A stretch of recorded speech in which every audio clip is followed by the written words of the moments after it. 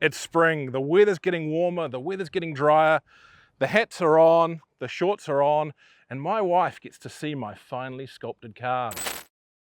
But today we're here to drive something that's even more finely sculpted than my calves. It's the MG Cyberstar.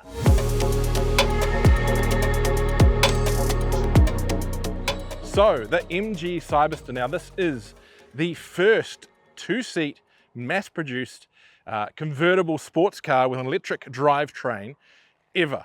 And what a special car it is. Now, I've seen this car a couple of times now. It shows a lot online, and I always thought it looked really, linear and technical, but in real life, in person out in the wild, it's far more organic than I originally thought. It really is a sleek, lovely looking thing.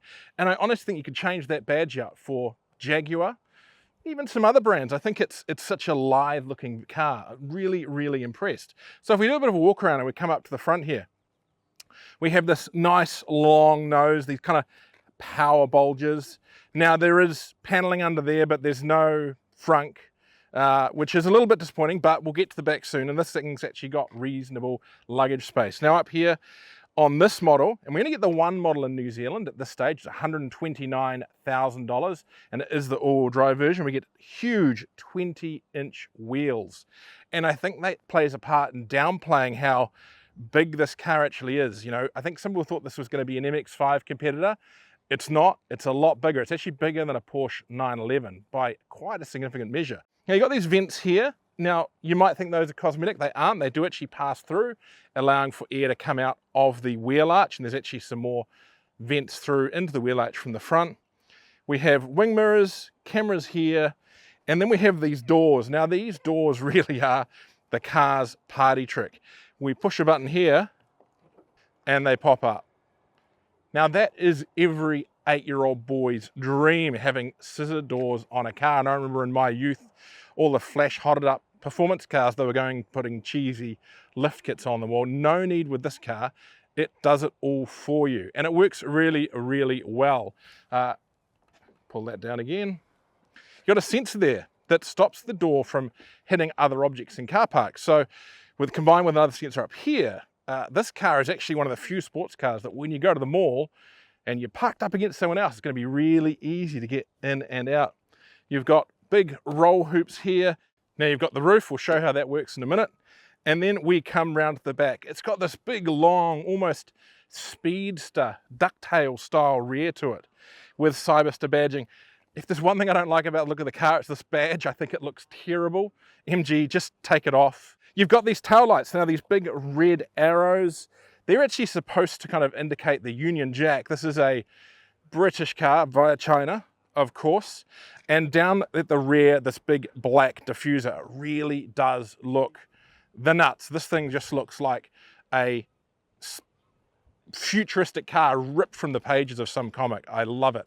Now, if we come over here, push this black button here, that opens the boot.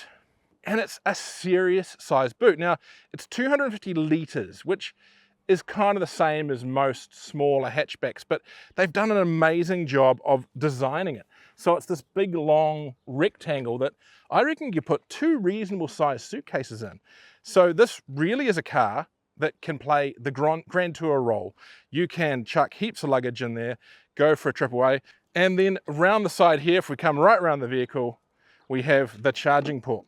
Now, CCS Type 2, fairly decent charging, 11 kilowatt AC and I think 144 kilowatt DC. Now that's feeding into a 77 kilowatt NMC battery. So you've got a reasonably short charge time there of, imagine 20 to 80, probably looking at about 25 minutes to 30 minutes, for range of 440 something on WLTP. I think probably 380 to 400 in the real world. But that is going to be fantastic. You can go a long way on a weekend away without really having to spend a huge amount of time charging with this vehicle. Right, let's go check out the interior. Now this is one thing I've learned already. These sensors here, if they sense something's there, they're not going to open. Takes a little bit to get used to, but keep your hand away from the sensor and you're all good. You're probably thankful for that because it'll stop it smashing into things. Now getting in. Now everyone knows I am a big chap. This car, even with the roof on, I have found really easy to get in and out of. I've spent some time in a American sports car of similar size recently, and I found that a little bit problematic getting in and out of, but this thing, not a problem at all. Now, to close the door, you've got buttons down here, you put that down. Similarly, if you want the door to go up, you lift that up. All very simple. Now, to adjust the seat itself, you've got controls on the door, like a Mercedes, memory functions. It's going to try and put me forward a little bit there now. Good comfy seats, Alcantara synthetic leather bolsters. They are comfortable. I wouldn't necessarily say they're going to be overly supportive through the corners, but I think as we'll get to, it's probably not so much of an issue for this vehicle. You've got a big grab handle here, again with the Alcantara. You've got your roof controls, you've got cup holders here, including the ability to change the depth of them. And you've got a cell phone holder here that actually works really well. It's not wireless charging or anything, but it does the important job of actually keeping your cell phone in one place. Now, we have a center console here with the USB and a little bit of storage behind the seats here. Nothing dramatic, but enough for maybe one or two little smaller bags. Now, control-wise, you have a lot of screens. Over here, you have a screen which covers off some of your trip computer functions, weirdly things like weather when it's connected to things, charging, all those kind of stuff, and the reversing camera is there as well, which you can have between a narrow and a wide mode.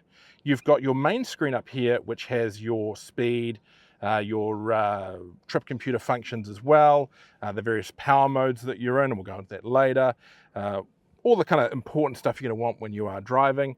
Now, annoyingly, what does pop up on there is that there's a driver attention monitor there. I hate those. I hate those. Take it away, MG, please. I know you can't, but still. And over here, we have another screen for your Apple CarPlay, Android Auto, and then navigation, all the usual functions you'd expect there. Over here, we have another screen, which is a lot of the vehicle things, a lot of the driver assistance functions, your door systems, your vehicle status, all those kind of stuff, all those kind of things there. It's okay. It can be a bit hard to see, and you've got to look down to see it when you're driving. This plastic here also seems to be picking up a lot of fingerprints as well, so not necessarily the biggest fan of that. Your transmission function here, again, very much like a certain American sports car. I feel like just a dial or the buttons would have been better. What they've got here is okay and works fine, but I personally think we could have done without it. What I do like is up here, you have this little panel here with some basic controls for the climate system. So your demist, your rear demist, fan, temperature, all really easy to push, really handy to get to, and also a button for a 360 camera system, again, which we can switch over here on this screen, which is nice to have. Chinese cars do fantastic 360-degree camera systems, and this is no different. Now, if we lean over the passenger side, we have a glove box, nice big glove box. And I should note when I'm over here that there's actually a little bit of storage in the doors. It's tiny, it's not going to take much at all, but they've been smart and put a lid on it. So when you do open the doors, it's not all going to fall out. Right, shall we now see how the roof operates? Now you do it from the inside, it's this little lever here, and there's no real faffing about, no latches or anything to unhook. You just basically push the lever and up it goes. Now it can operate on the move. I understand up to about 40 kilometers an hour. Perfect for around town. Now let's take it for a drive.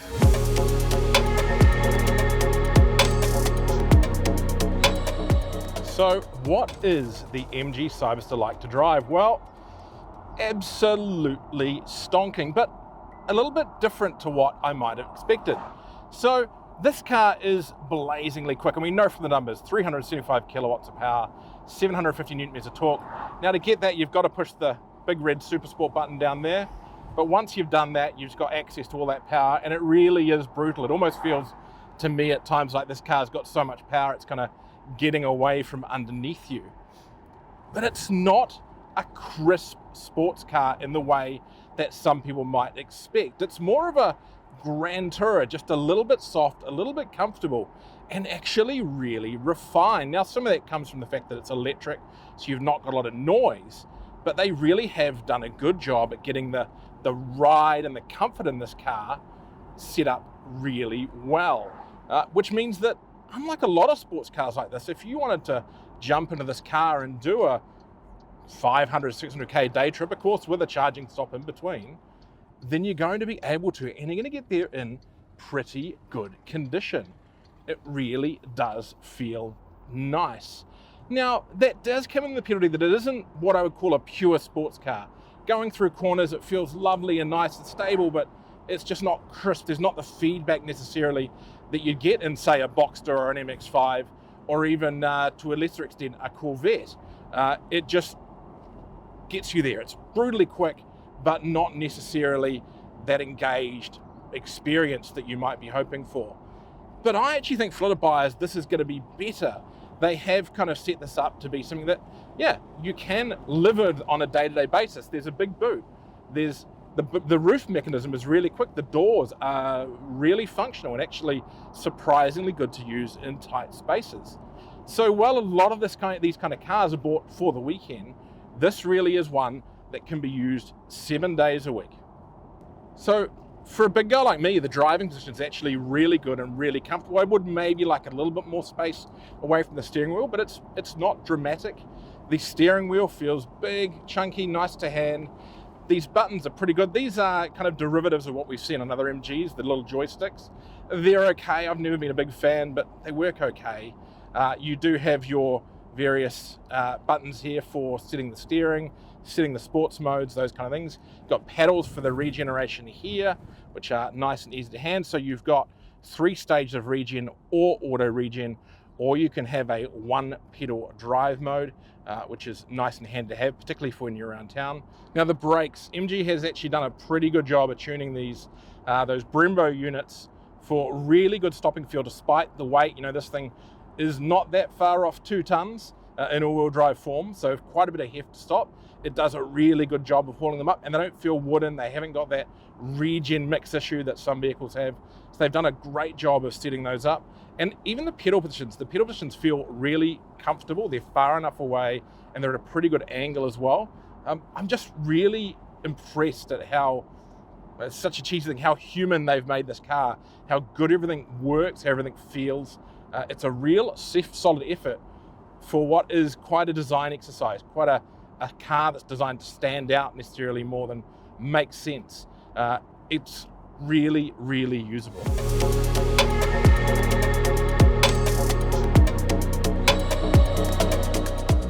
So the MG Cyberstar, I really like this vehicle. For a brand that, well, it's, you know, historically very old, but is relatively new, this is a really mature and complex car. And dare I say it, at $129,000, this actually offers good value. For a start, nothing else comes close to getting that kind of performance for that kind of money in the sports car world. And that's saying something big. There's some pretty big players in that sports car environment. But you've got to spend like $180,000 or more before you get remotely in the same ballpark. And even then, it still won't be as quick, 0 to 100, or for that matter, gather attention like the looks of this car or those pretty cool doors. Anyway, thanks for watching. Don't forget, for more, like and subscribe below, and we'll see you with more great content fairly soon.